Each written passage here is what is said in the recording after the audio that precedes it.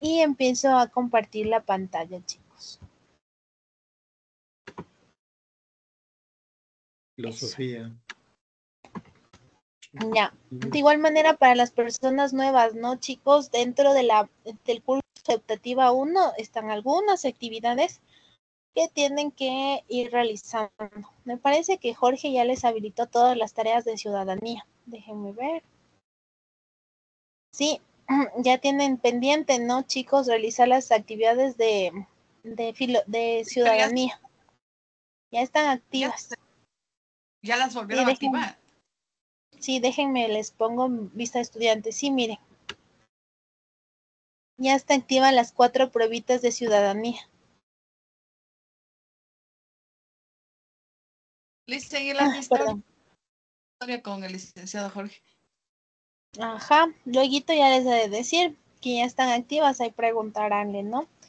Y también recuerde, bueno, no sé quién es su tutor en específico, pero recuerden que también tienen que hacer la actividad de educación física y artística. Educación física en el caso de que no vayan a asistir a la mañana deportiva por trabajo, distancia, etcétera. Y la de artística sí es obligatorio para todos. Ya, ahora sí vamos entonces, con esto ya terminamos nosotros la primera unidad de filosofía. Vamos a ver si tenemos tiempito para realizar de una vez aquí conmigo la pruebita de filosofía.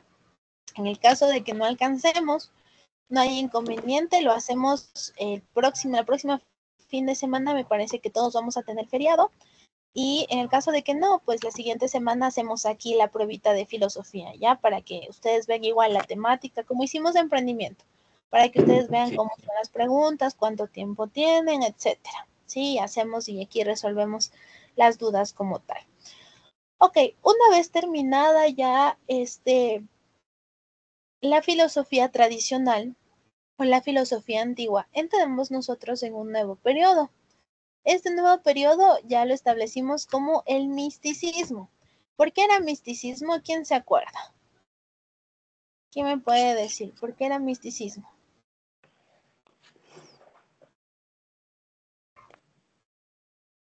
Porque era una nueva forma de pensamiento místico. Y seguimos utilizando esa palabra, ¿no? Entonces, ¿por qué se decía que era místico? Porque algo es místico.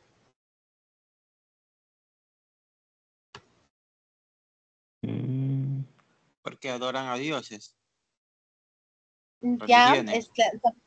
estamos hablando de adoración a Dios, excelente, pero ¿por qué es místico? Algo le ponen más, un poquito algo más. Porque otros adoran a otros dioses y otros, como dicen, creen en otras cosas.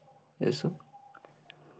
Ya, la de adoración al Dios está súper bien, pero hay una característica importante, para ser místicos. Creen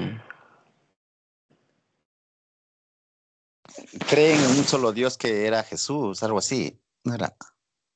Claro, en este momento ya tenemos como tal la presencia de la doctrina cristiana que empieza a tomar fuerza, ¿sí? Sobre la filosofía y todo eso. Eso, sobre la filosofía tradicional, perfecto. Eso. Las personas que vieron Hipatía ya identifican de mejor manera el cambio de pensamiento y de sucesos dentro de este momento de la historia, ¿sí? Dentro del siglo 9, dentro del siglo 9. Entonces, identificamos que ya en este caso las ágoras, las escuelas tradicionales de filosofía, el tipo de estudio de filosofía empieza a cambiar, porque recuerde que antes este pensamiento filosófico estaba totalmente desligado a la parte religiosa, totalmente, ¿sí? Ya no hablábamos ni de Zeus ni de Afrodita. Y empieza a generarse el misticismo porque empieza, digamos, así como a entrelazar, a hacer una unión entre lo sagrado y lo terrenal. Por ejemplo, por ahí podemos decir que engloba o enlaza la razón con las cosas espirituales, con la perfección religiosa, ¿sí? Entonces, yo soy, digamos, lógico, soy un ser humano lógico. Sin embargo, yo dentro de mi pensamiento o dentro de mi postura como tal, yo englobo la parte del alma, englobo el amor a Dios, englobo la perfección religiosa. A eso se refiere el misticismo. De hecho, si me olvidarán, verán que va a estar en la prueba. Ahora,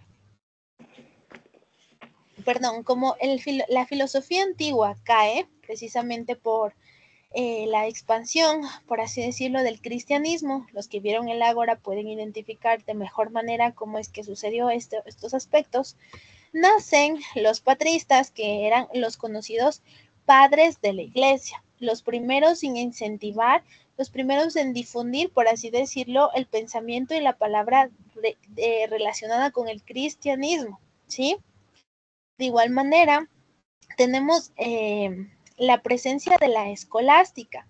¿Y qué es la escolástica? La escolástica es un movimiento filosófico, pero ya no tradicional como en la filosofía antigua, en que mi movimiento filosófico era, por ejemplo, ser estoico. No me afecta nada, soy capaz de controlar mis propias emociones, sentimientos y permanezco tranquilo y calmado, sereno ante cualquier situación. Tampoco soy hedonista, que esa forma de pensamiento recuerde que era que yo busco sobre todo mi propia felicidad y considero que la felicidad está dentro del placer, buscar los diferentes placeres de la vida y colocar estos placeres sobre cualquier bienestar de otras personas. Siempre me voy a priorizar yo, ¿ya? Aquí, en cambio, la escolástica mezcla este movimiento filosófico, ¿sí?, con la teología. ¿Qué era la teología, chicos? ¿Qué me dicen? ¿Qué era teología? Teología. ¿Qué era teo? ¿Teo qué significa? Ay, casi les digo a ustedes que están en tercero. A los de tercero les estoy dando prefijos. Ateo significa que no creo en ninguna religión. Ajá, ateo, precisamente porque a, que es el prefijo, significa carencia o falta de, como asexual, ¿sí? Antipático, carente de empatía. Ahora, si yo les digo teo, ya está, ateo, carente de Dios. Sí. Si yo les digo teología, ateo, ¿qué significará? Ciencia de Dios. Ciencia de Dios. Ajá, significa Dios. Entonces, si yo les digo teología, como biología, como Piensa que biología. trata Estudio de Dios. Exacto. Logía en este caso significa ciencia, estudio, ¿sí? Entonces, si yo mezclo teo, que es Dios, o la presencia de Dios con logía, puedo concluir que me estoy refiriendo al estudio de Dios. Muy bien. Entonces, perdón. Entonces, aquí, chicos, nosotros ya tenemos la presencia de la teología con la filosofía. ¿Y qué busca la escolástica? La escolástica busca generar un ambiente de armonía. Como vieron en un inicio, teníamos un choque fuerte, ¿no es cierto?, con los filósofos tradicionales y los cristianos, que eran totalmente religiosos y devotos a Dios, a las doctrinas cristianas. Por tanto, hubo un choque fuerte que por ahí, Hipatía, se convirtió en, digamos, un efecto colateral de este choque. De hecho, entonces, ¿qué busca la escolástica? La escolástica busca como armonizar, ¿sí?, tanto la doctrina cristiana como la parte de filosofía, de la filosofía antigua, de la filosofía clásica, ¿sí? Y busca seguir con esta parte de la lógica y la razón, ¿sí?, tomando ciertos preceptos o ciertos contextos de la filosofía tradicional, en donde tenemos la presencia sobre todo de Aristóteles y Platón. Si usted se fijaba cuando hablábamos de Platón, la teoría de las ideas, el alma, que se dividía esta en diferentes partes, usted puede identificar que hay ciertos criterios religiosos. Pero nosotros identificamos que existen esos criterios religiosos porque desde la escolástica se toma el pensamiento de Platón y se lo reconcilia o se lo armoniza con la fe cristiana. Entonces, la razón en este caso son los pensamientos de Platón, ¿sí? Y la fe cristiana toma este precepto. Por eso es que nosotros conocemos el alma como la esencia de todo el ser, ¿sí? Para los que son cristianos, obviamente. Las otras religiones sí no manejo muy bien, chicos, lo siento. Pero generalmente la mayoría de las religiones, sí, o mayormente de la población maneja este concepto del alma dentro de su concepto religioso, desde sus preceptos religiosos, ¿hecho? Entonces, mire, esta parte del alma fue tomada de los pensamientos de Aristóteles, sí, perdón, de Platón, de los pensamientos de Platón. Y empieza entonces las escuelas escolásticas, empiezan a generar diferentes conceptos, diferentes métodos y diferentes figuras para su estudio. Y de esta manera la escolástica, digámoslo así, solventó o dio una base suficiente para que la fe y la fe cristiana se empiece a expandir y sea una herramienta específica para poder analizar ya la teología, crear la teología como tal y poder empezar con este estudio, ¿sí? Ahora, tenemos en específico dentro de este periodo de escolástica, ¿sí? Tenemos el renacimiento de Carolingio. El renacimiento de Carolingio se da dentro del siglo VIII, ¿sí? Y dentro del siglo IX. Y nos dice que este se caracteriza precisamente por el reinado de Carlomagno. Por ahí hemos de haber escuchado en algún momento a este personaje sumamente importante que fue Carlomagno. Entonces, Carlomagno, dentro de su imperio, lo que él busca, ¿no es cierto?, es tener una estabilidad tanto política, así como cultural. Entonces, para este aspecto, Carlomagno lo que hace es empezar desde la escolástica a crear nuevas escuelas, ¿sí? Y se llama Renacimiento porque aquí renace nuevamente la cultura clásica griega, ¿sí? Se valora el arte de nuevo, se valoran las ideas, la educación, la cultura como tal, esta cultura clásica que fue perdiéndose un poquito desde la caída del Imperio Romano. ¿Sí? Entonces, Carlomagno en este caso fue consagrado como el emperador del Sacro Imperio Romano con la bendición del Papa en turno en específico. Y de esta manera pudo establecer un equilibrio entre el poder político y Europa, ¿sí? Que en ese momento seguían con rivalidades y demás. Entonces, dentro de lo que propone Carlomagno, establece una reforma cultural y educativa, ¿sí? En la cual se abre como consecuencia diferentes escuelas, ¿sí? Para la educación y alfabetización, tanto de la cultura clásica como de los preceptos y las reformas religiosas, ¿ya? Entonces, ahora, en este aspecto nosotros tenemos la presencia de ciertos aspectos dentro de las escuelas, ¿sí? En específico, en las escuelas existía la corriente escolástica. ¿Eso qué quiere decir? Que aunque analizábamos ciertas reflexiones filosóficas propuestas por diferentes autores, ¿no? Ya no solo Platón, Aristóteles, sino también Cicerón y otros grandes pensadores, también estas se entreglobaban o este razonamiento se dirigía precisamente a comprender de una manera mucho más profunda, mucho más crítica y analítica la fe cristiana, ¿sí? La fe cristiana, la relación que teníamos con Dios, que tenemos con Dios, etcétera, ¿sí? Darle un mayor peso a estos aspectos de la cristiandad.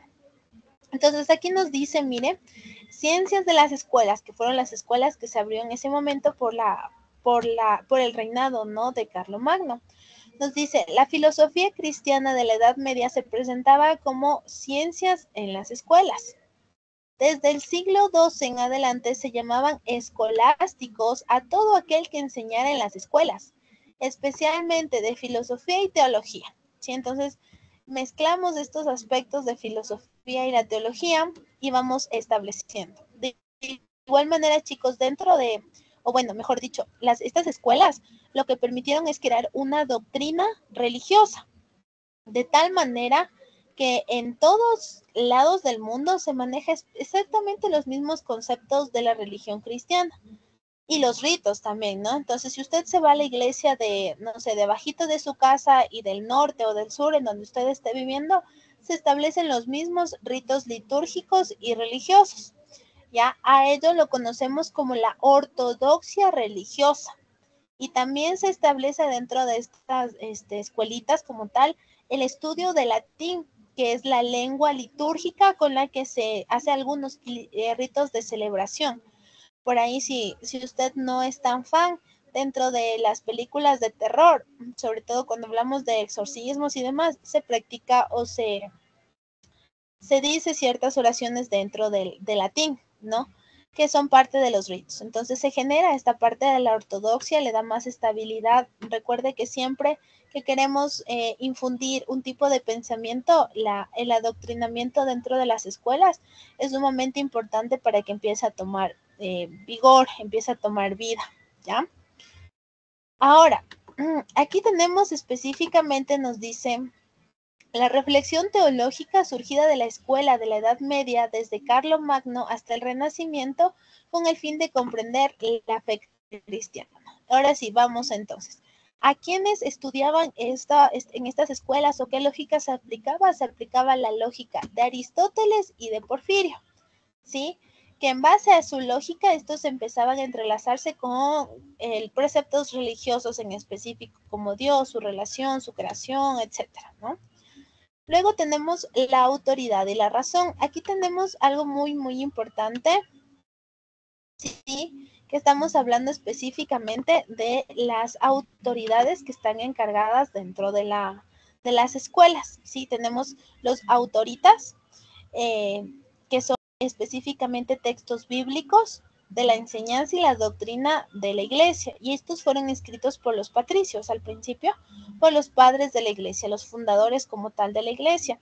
Tenemos también otro escrito que se utilizaba, que es en este caso el traditio que es la tradición cristiana heredada de los apóstoles como tal. Si usted conoce la historia de Jesús, se supone que teníamos 12 apóstoles, me parece, ¿no es cierto? 12 apóstoles y que cada uno de estos apóstoles difunde la palabra o tiene incluso su escrito, su manual específicamente de cómo fue la vida de Jesús y demás, y que de esos escritos están formados la Biblia. No todos, obviamente, porque hay escritos que pues colocan a Jesús como una persona normal, o sea, como un humano. Dentro de la Biblia que nosotros manejamos tenemos a los escritos de los apóstoles que realzan la figura divina de Jesús, ¿sí? Lo separa de los mortales como tal, y esos se encuentran en la Biblia. Pero sí hay otros escritos que no forman parte de la Biblia tradicional, pero que se están estudiando, que se siguen estudiando, de hecho, ¿no? Ahora nos dice que los traditos, ¿no? Son las escrituras que se heredaron dentro de las escrituras que los apóstoles pudieron escribir durante su periodo de tiempo con Jesús como tal. Tenemos la ratio, ¿sí? Que esta engloba la razón humana con la reflexión filosófica. Recuerde que ya aceptamos desde Aristóteles que nosotros somos seres racionales. Hecho, sin embargo, la iglesia no podía cambiar en ese momento este aspecto, entonces por eso tenía que entrelazar la filosofía con la parte bíblica. Ah, y aquí también algo muy importante que me olvidaba de mencionarles, los filósofos que yo tengo dentro de este momento que representan la escolástica son filósofos que están añadidos o están sindicalizados, se me va la palabra en específico, con la iglesia, ¿sí? Entonces son padres, son figuras religiosas quienes realzan este aspecto de la escolástica, ¿no? Y que también son los que enseñan dentro de las escuelas, ¿ya? En la escolástica podemos encontrar, dice, que se hablaban temas como la trascendencia de la vida, la fe, la razón y también la metafísica aristotélica, ¿no? Usted también recuerda la metafísica aristotélica, en donde se establecía la presencia de varios, planetas, universos que giraban alrededor de la Tierra. Entonces, por ahí teníamos el modelo heliocéntrico o el modelo geocéntrico. Ya aquí tenemos la teología es el estudio de Dios, la ciencia que existe, la ciencia sobre la existencia, la naturaleza y el atributo de Dios, así como la relación con el mundo, cómo Dios se relaciona con el mundo. ¿Ya? Vamos acá, tengo los periodos orientadores. Dentro de estos periodos orientadores empieza ya a caer en específico la escolástica, empieza a perder fuerza la escolástica y se va a posicionar otra forma de pensamiento que se opone a la afirmación de Dios, ¿sí? Que busca otra vez separar la razón de los preceptos religiosos, porque usted podía pensar y razonar, por supuesto que sí, pero en base a las afirmaciones que la iglesia ya estableció de Dios. Un ejemplo de esto podría ser, en este caso, la teoría de la evolución, ¿sí? O la teoría de que la Tierra no es el centro del planeta. Pero si ya la iglesia lo afirmó, que la Tierra era el centro del planeta porque somos la creación más importante de Dios y demás. Entonces, que la razón vaya en contra de los ciertos lineamientos que ya estableció la religión, pues chocaba enormemente, ¿no? Y eran perseguidos estas personas en específico por la religión, puesto que la Iglesia Católica no quería perder el gran poder e influencia que había adquirido durante estos años en que la escolástica fue una corriente sumamente fuerte de pensamiento, ¿ya? Aquí nos dice, empieza a perder un poco de fuerza la escolástica, sí, empieza la decadencia de la escolástica en el siglo XIV con la filosofía de Guillermo de Ockham. Entonces anotará esto. Quien retorna un poquito más al misticismo, ¿sí? Y a la utilización de la metafísica. Y nos establece aquí un pequeño pensamiento que dice, el ser que pienso con el más perfecto debe existir para ser perfecto, si no, no sería perfecto.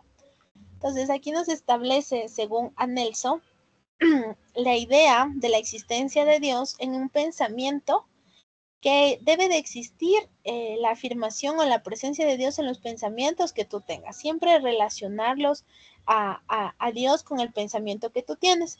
Por eso relacionaron las ideas platónicas con Dios. Entonces dice, a ver, Platón establece la presencia del alma. El alma es algo espiritual, algo que se separa, según las palabras propias de Platón, ¿no es cierto? Se separa de las cosas mundanas. Pero él obviamente buscaba tener más, en este caso, poder sacar beneficio de la teoría de las ideas, en que se acuerdan que el alma, mediante estímulos que venían del cuerpo, evocaban diferentes ideas. Entonces, la filosofía en sí es tener ideas, es tener pensamientos nuevos. Entonces, para Anselmo, por ejemplo, establece que si usted no piensa, no se puede considerar un ser perfecto. Y si usted no es un ser perfecto, entonces usted no puede estar cerca de Dios, ¿sí? De igual manera, si usted piensa, pero alejado de Dios, de los preceptos de Dios, de lo que las reglas, lo que nos establece específicamente de Dios, eso también lo convierte en un ser imperfecto, no digno, ¿ya? De ser una creación como tal de Dios. Tenemos luego el siglo XII, ¿sí? Nos dice, crece la intensidad de la actividad filosófica. Por otra parte, en este siglo se descubren las obras de Aristóteles gracias a los aportes de los filósofos árabes y judíos. Aquí ya no solamente tiene presencia importante o poder como tal la filosofía cristiana, la teología cristiana, sino también empieza a formarse la teología en el estudio de otras religiones como los árabes, el islam, los judíos, que aunque Jesús era judío, ¿no? O venía de esta religión, para los cristianos se separan totalmente de los judíos. Aquí también como que empieza a formarse la idea de que los judíos son pecadores y demás, y por eso se desata después todo lo que es las persecuciones de los judíos, Apocalipsis que habla, el genocidio de los judíos y demás. ¿Ya? Cosas que suceden mucho después. ¿ya? Sin embargo, se establece que desde que el pensamiento cristiano como que condenó a los judíos por haber rechazado a Jesús, entonces, y se les cataloga como pecadores, empieza su discriminación o su marginación de la sociedad, no solamente en la época del siglo XII, sino durante el resto de siglos que siguieron, ¿no? El resto de años. Aquí tenemos dentro de la escolástica, ¿no? Que tenemos el apogeo de la escolástica dentro del siglo XIII y dentro del siglo XIV a un santo que tal vez lo habrán escuchado por ahí, que es Santo Tomás de Aquino. Santo Tomás de Aquino establece diferentes aportes dentro de la religión que permitió de igual manera tener una mayor consolidación del aspecto del renacimiento, de la cultura renacentista y también de la cultura cristiana medieval, ¿sí? Entonces, Santo Tomás de Aquino fue filósofo, fue teólogo y como les digo, todos los filósofos de la escolástica eran sacerdotes o estaban afiliados de alguna u otra forma a la iglesia, a la doctrina de la iglesia católica. Entonces, para él, por ejemplo, teníamos, como se abrieron las diferentes escuelas, también se abrió diferentes universidades, como la Universidad de París, que fue el inicio de la creación de las universidades como tal. Entonces, él estudia dentro de estas universidades o dentro de estas escuelas establecidas por Carlomagno anteriormente y crea diferentes pensamientos filosóficos teóricos, ¿sí? Y la filosofía en la que él se basa es la filosofía aristotélica, ¿sí?